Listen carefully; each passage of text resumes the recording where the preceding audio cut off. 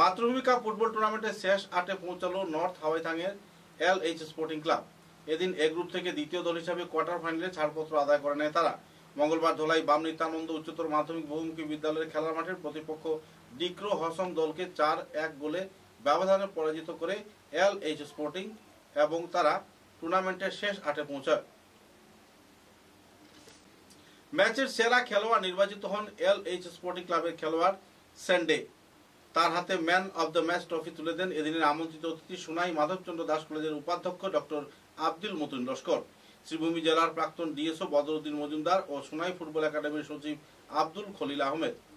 এদিন খেলা পরিচালনা করেন শামীম আহমেদ লস্কর, প্রবীণ বর্মন এবং ইজাজ আহমেদ। চতুর্থ রেফারি হিসেবে উপস্থিত ছিলেন কমরুজ্জামান লস্কর। বুধবার দ্বিতীয় রাউন্ডের তৃতীয় খেলায় এ গ্রুপ থেকে বাম রামপুর এফসি ও ইন্ডিয়ান এফসি পরস্পরের মোকাবিলা করবে বলে জানান আয়োজক মাতৃভূমি ক্রীড়া সম্পাদক পিঙ্কু বর্মন।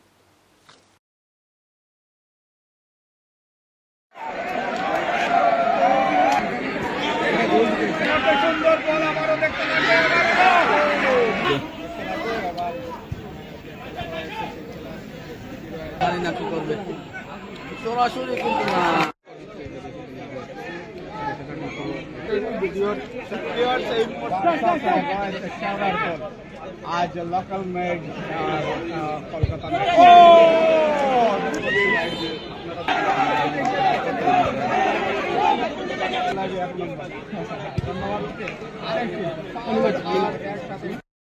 আমরা দুদলের খেলা দেখলাম।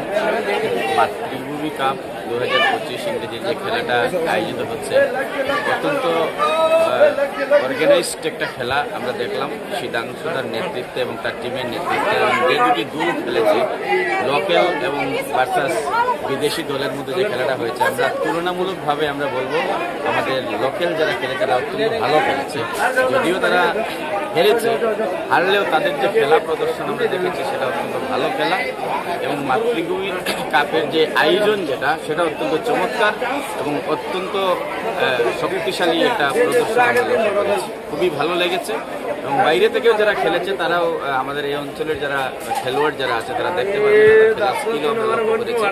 এবং লোকাল যারা খেলেছে তারা অত্যন্ত ভালো খেলেছে। খেলা খুবই ভালো লেগেছে। বিশেষত গোলকিপার শেওড়াতলার গোলকিপার খুবই ভালো খেলেছে।